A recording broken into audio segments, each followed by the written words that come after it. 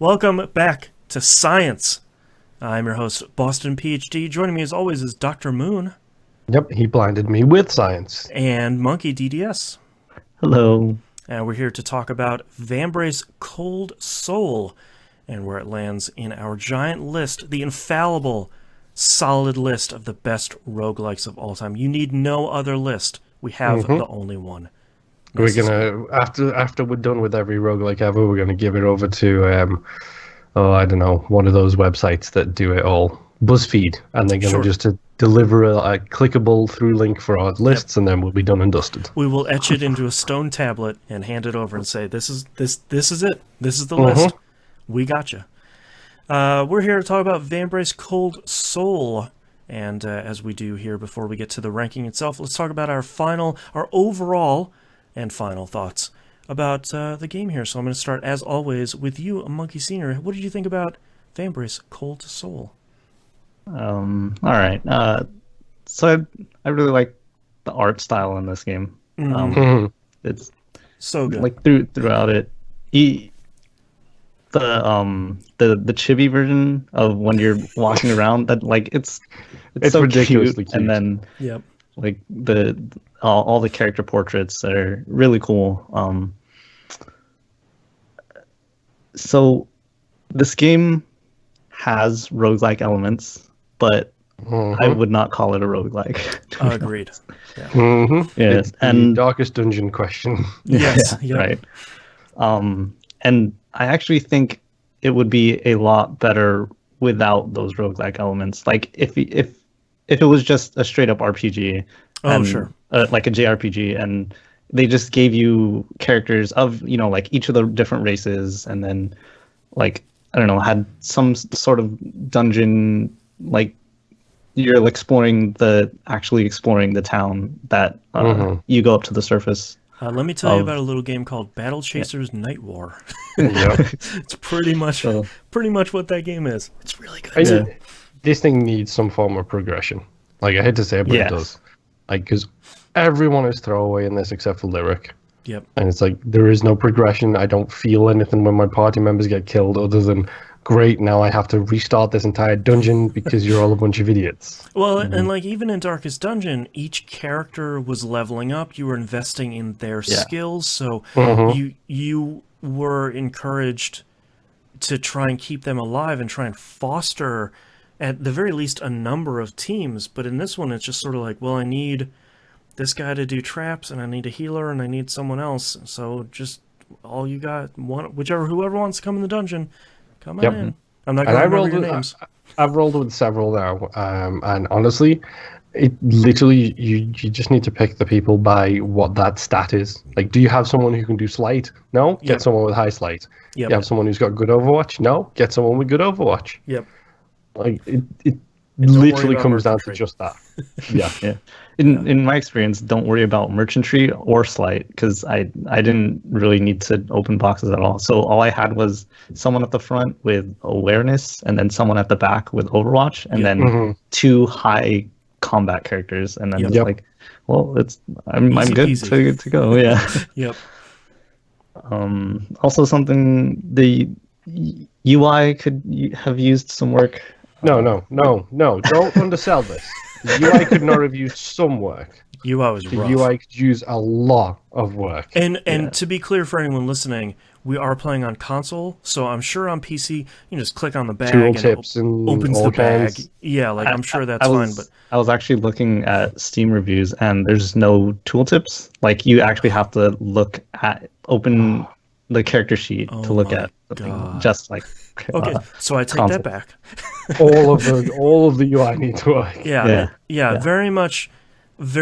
I would like to see them do another one in this same vein, like Monkey's saying, but try and keep it like a traditional RPG with tooltips and a little bit of a better interface.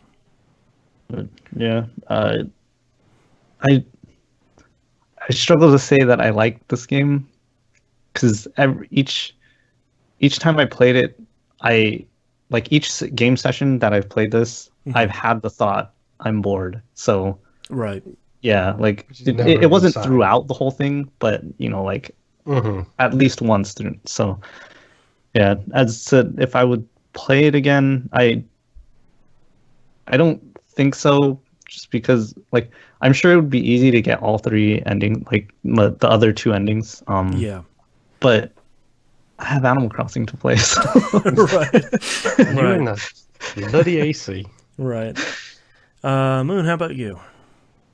Honestly, it's very similar views. Like, it's not a bad game by any stretch of the imagination. I did not know they were based in South Korea, Oh, interesting. which is kind of cool. And it's basically a team of like 4 or 5 people, I believe. Yeah. Like, it's a solid game. It genuinely is, but it's not grabbing in any particular way. Yeah. It very much feels like a very difficult JRPG rather than a roguelike, like Monkey said. Yeah. It needs little bits and pieces here and there. It needs some love. And I will keep playing this. I'm 5 achievements away from beating it, and as I mentioned on the last episode, I like podcast games. Yeah. Especially I like a game, now. especially now, where I like a game where I can put in a pair of headphones and just play the game without having to worry about anything. It's not real time. It's not Resident Evil. I'm not going to get jumped and eaten because I can't hear something coming. Mm-hmm. So headphone in, listen to a podcast, listen to a classic podcast, an audiobook, whatever, and just chill and go away. Like, that's kind of what this and what the last game are really, really good for. So I'll probably keep playing it. I guarantee you, once I've beaten it, I won't think about it again. Yeah. Like, it's not going to be What Remains of Edith Finch, where literally every single time someone mentions games that people might have missed, it's top of my list, and I still feel bad for not giving a game of the year that year. Right. Like, it's never going to have that effect. It's not bad. It's not great. It's okay. Give it a shot, kind of, and it's on Game Pass right now. So Yeah. It's PC and console. quote unquote free if you have Game Pass. So give it a shot on there, maybe. But Boston, your turn. Yeah, I mostly, I have to say I liked it. I eventually got used to the UI weirdness. I don't think it's a bad UI at the end of the day, but I feel like with some more testing and a little bit more work, I think something a little bit better could have been put together. But I haven't spent enough brain cells to sort of come up with a better solution. I think it's a really solid JRPG. The story is fine. The art style, I think, is by far the best selling point. Especially when you're fighting a boss and like they do their big attack and like half of the screen is their big, super detailed character portrait. I think that stuff looks really great. I don't think they should have put any roguelike elements in here, and it's another one of those games where they say it's a roguelike and we put it in the list and we play it and we go, not really though. We should start a hall of semi-roguelikes.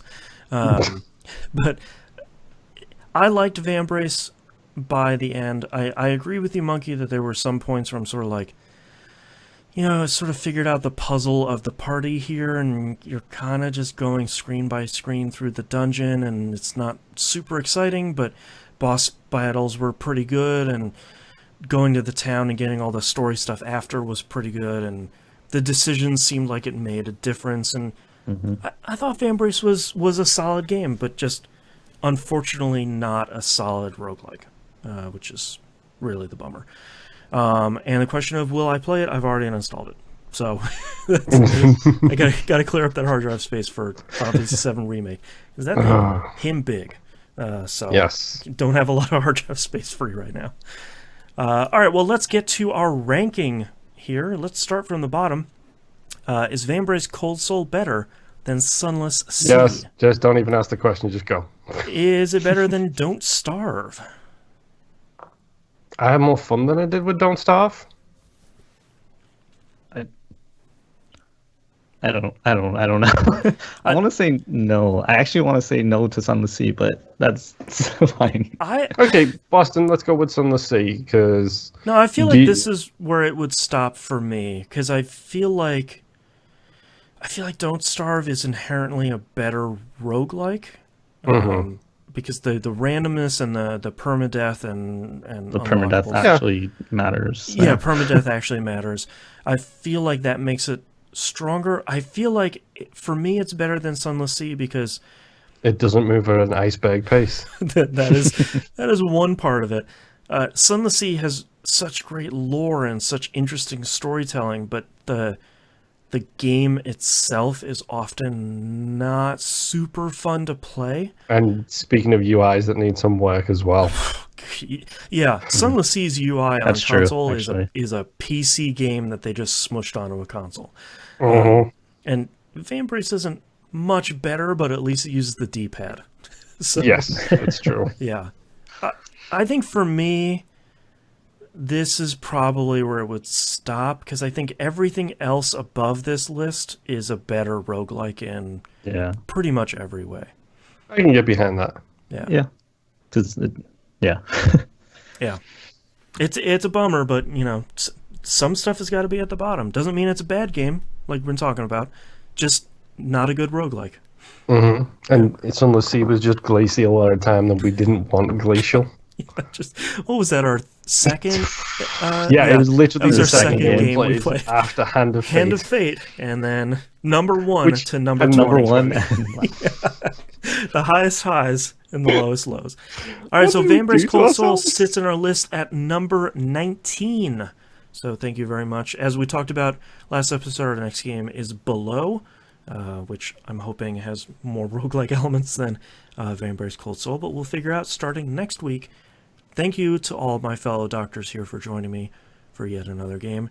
And thank you very much, everyone, for listening. And we'll see you all next run. Bye. An apple a day keeps the roguelikes away.